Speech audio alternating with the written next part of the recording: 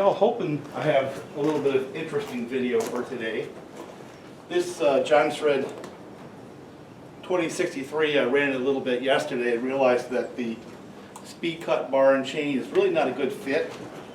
And part of it's because I have a larger sprocket, and the way the sprocket feeds the chain to the bar tends to make it want to come off. So I'm going to change the bar out to something else. I've got one of these small mount Sujis and 3/8. And I'll set that on there, I think. And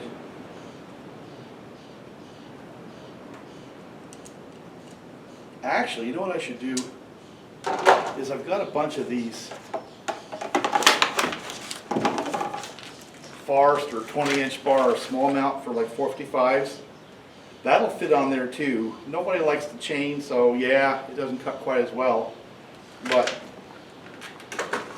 it'll work. So maybe I'll do that instead for today. And kind of what I want to do is a couple of comparisons, just to give an idea of how these old things ran. Is I got a 555 in the truck, and I've got one of these Holzfforma MS 361s in the truck. My son's decided to take those on, so they're going to come out and play a little bit. I never got them to run quite right, so I was never quite pleased.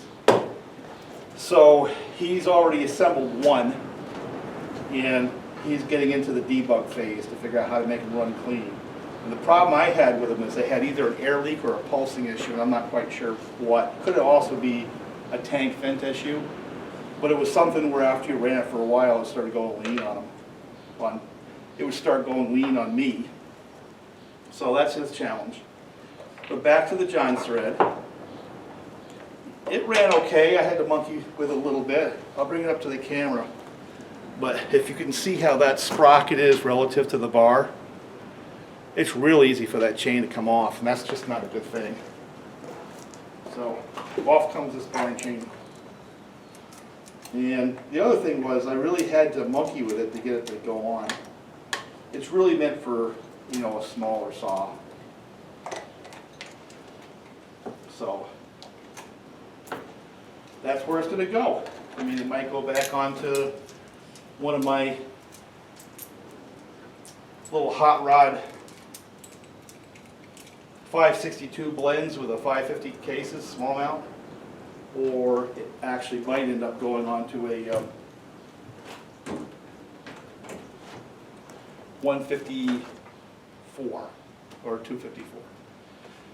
So I got these Forester bars from the local dealer. Basically, they were getting rid of inventory. Their standard price is like $50 for the set, and trust me, I didn't pay that much for them. Never been a fan myself. The bars haven't been bad, but the chains are just junk. So let me see if I can get this to go on. And we'll go cut some wood with it. But in order to do that, I have to remove this sprocket, which means I got to put my glasses on, and put on a 3/8 sprocket. Alright, circlip comes out. Washer, nice big 9-pin 325. This one goes on, washer goes on. Need a pair of pliers for the circlip. Actually, I might be able to push it on my fingers.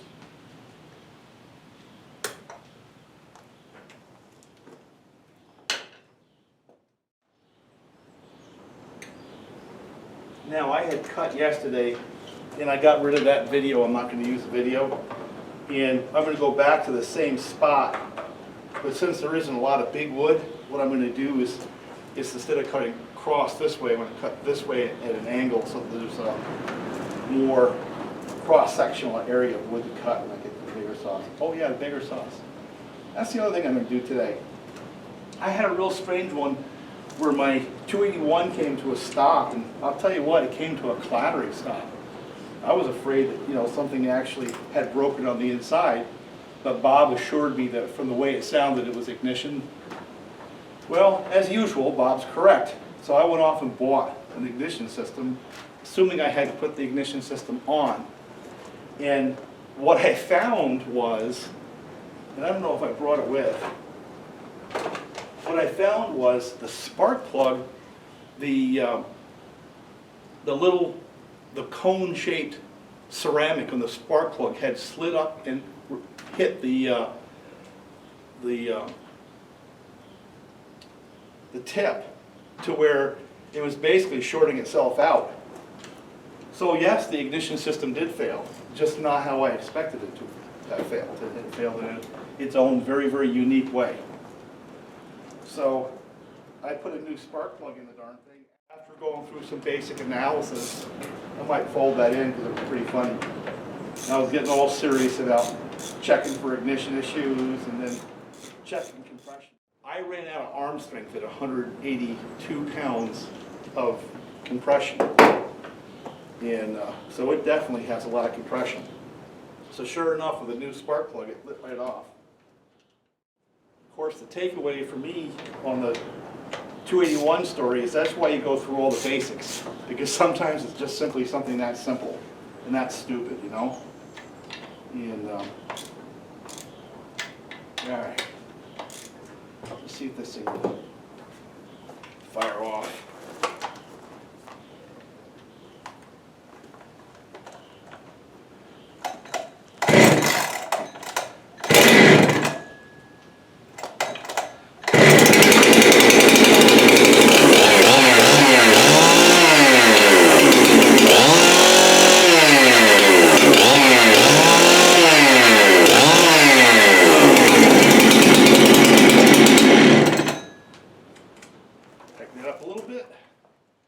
That's the 2063's entry into the chainsaw pull start race, because I'm going to take the other ones out where I'm going to cut and see how long it takes them to get started. So this one started on 3 pulls after sitting in the truck all night.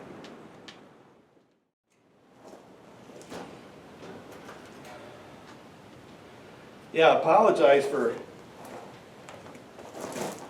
not paying attention to the channel for probably 3 or 4 weeks, because man, I've been sick.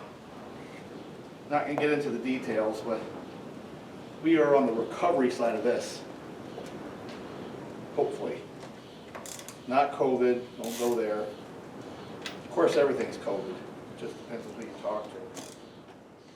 Alright, so this guy is red eye.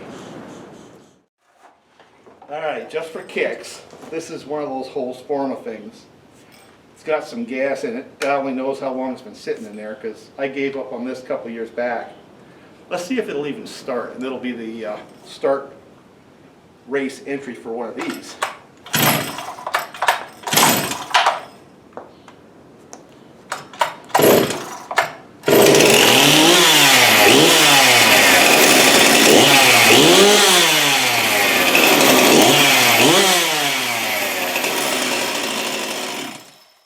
That's a shocker. 4 pulls and the damn thing's running. Maybe I shouldn't give up on these just yet. What was stopping me on these was they would just randomly quit. And the other thing was they would randomly go lean. I just got tired of messing with it, where every day you had to retune the saw and it just kept changing its tune, changing its tune. I don't know why. It could be ignition related, it could be tank vent related, it could be hose related. But either way, there's my entry for the 361 pull start race. My son just finished assembling this one, so today is going to get his first start, I hope. But right now, before everybody gets here, I'm going to go and then take some test cuts with this versus a 555 versus one of those. I got a blue one of those around somewhere, and just, you know, just get an idea of how they run. Now recognize, even though this is a brand new chain, I'm telling you, you lose about 10% cut speed with this brand chain. I saw this years ago and quit using them. But you can file them into some semblance of sharp, but I don't know what it is about them. They just simply don't cut well. So I'm going to run this one, 555 with a used chain, which will even things up, and one of those with a slightly used Oregon or steel chain. And then we're going to do a side-by-side Holzfforma G288 versus my stock Husqvarna 281 that I just got running. Both of those have got longer bars on them. I think one has a 24, the other has a 28. Both chains have got a little time on them. So it'll be, you know, not scientific, and this is not about scientific. So what I'm hoping to do is what you see versus my feedback should give you an idea of how one runs relative to the other. So understanding it's not scientific. I don't really have time to keep swapping all the bars, and which is what you have to do, and then having common wood and just all kinds of things. But a good operator can tell, you know, and a good operator will optimize the saw, and which is another whole discussion when people do their cookie cut races. You know, do you favor one power band or another by the way you push on it? There's some power bands like RPMs and a little bit less raker, a little more chain speed. Others like a little more raker, a little more pressure. So trying to run them at the same pressure and the same RPMs and all that is just crap. You just got to let each saw be optimized by a decent operator to get a sense. So, and it's also the chain. The chain makes this huge thing. This is why I really don't put a lot of credibility into cookie races. I'm saying this up front, right? But they do give you a sense. They give you an idea of how one saw will run.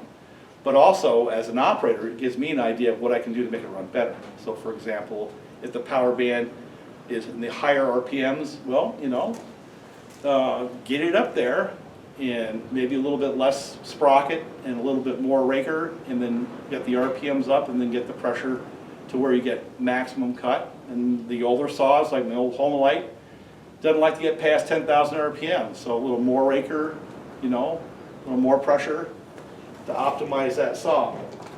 But I'm off and rambling. Let me get out of here. And if I feel really ambitious, what I'll do is I'll put a different bar and chain on it and go back and hit it again. But right now, I just want to go get some test cuts on all these saws. Well, I got a bit of a task to complete before I can do my test. I got to pull all this stuff out of the grass. And I need to do my start race over there. Since it's a breezy day, I'm just going to tell you what I'm going to do right here.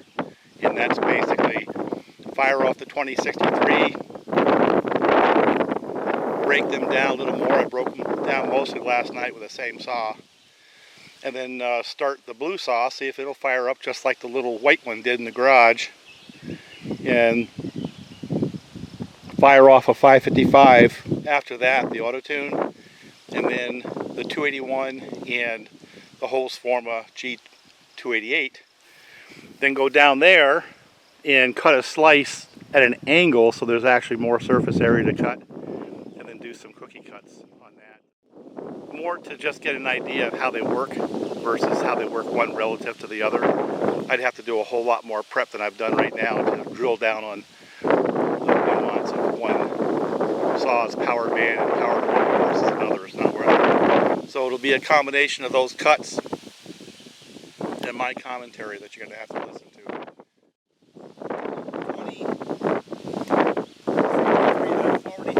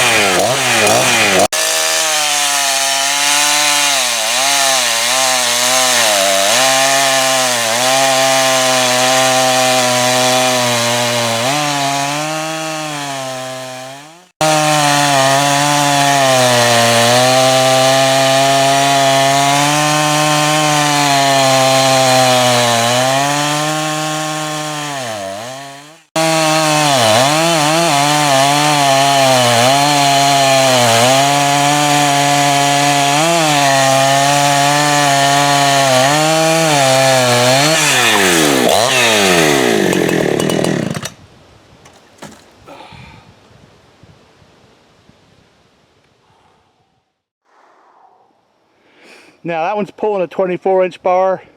That one's a 28.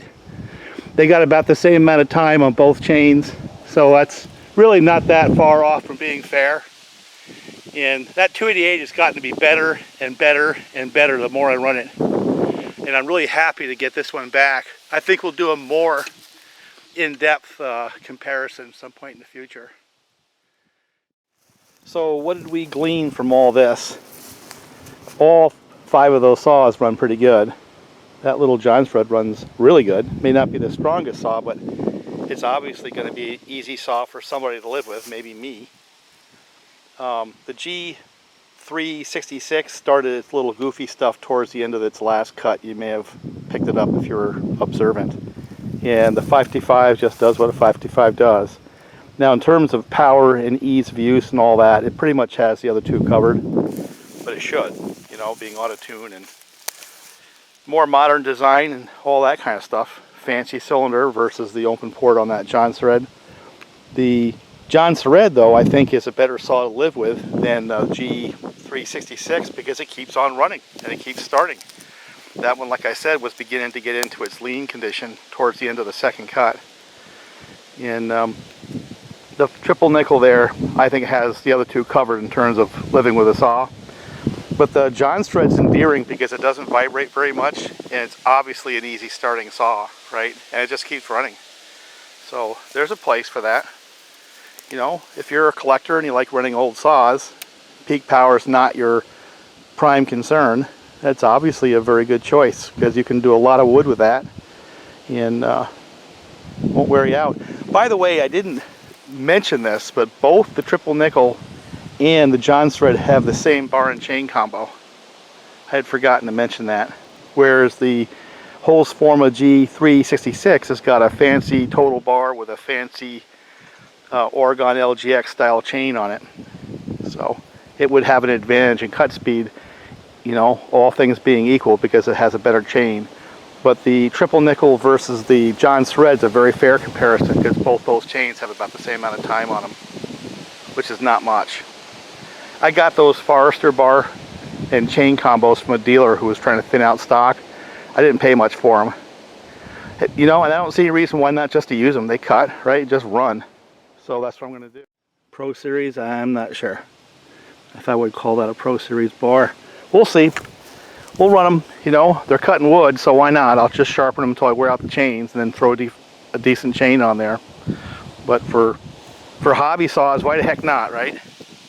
Now, between the 281 and the Husqvarna g288, that's not quite as clear, because that was ostensibly dead, but I can't blame the saw. It had to be the spark plug. The electrode in that spark plug basically slid down and connected the tip to the electrode itself and shorted things out, which is why it stopped. So Bob was correct. It was the ignition system. It just wasn't the critical parts of the ignition system. It was the spark plug part, right? In terms of power, I would rate the G288 a little more, but it should. It has more displacement. But that 81 there, that 281, doesn't give up much. That should be pretty obvious in the times. I couldn't tell you by the way it feels whether or not there was a significant difference, but if I was to rate them, it felt a little more raspy, a little stronger. The 288 did. The blue one right there, the G288, it did feel a little bit stronger. But like I said, if it was, and it shows up in the times, it's not by much, because that one felt strong too. And that's all OEM. Which brings up another point. That's a saw that was built in the 80s, right? Is that going to last as many years as this one has? You know, that's the question that will have to be answered over time. I'm going to run it until it stops. I like that saw. You know, it has that Husqvarna feel, and I think they did a much better job with that saw than they did with some of the other saws that they've produced. And I think I had mentioned once before, the only issue I had with that was early on when I first got it, was the oil pump. But I've been running it pretty steadily now, when I'm not sick, of course. And that saw just runs and runs. It's just a good, strong saw. And for what it is, for the money spent, I think it's not a bad saw at all. And I do say that to this point in time, it's proven to have less teething issues than most of the other blue ones I've experienced, including the 660s, you know. But does it replace that in my heart? I don't know. That's just a cool saw, and it's all OEM. And it's already proven the test of time. But the subject of this was these 60cc saws. And I guess the bottom line is they all can cut wood. They'll all do firewood. And that Forester bar and chain, you can feel that you got to push on it more than a good chain. But they cut wood. They make chips. Take a look at what they produced over here. You know. Dig down into the pile a little bit. It's all pretty much the same. You know, all the chains on all the saws were producing pretty good chips. Not a lot of sawdust. So.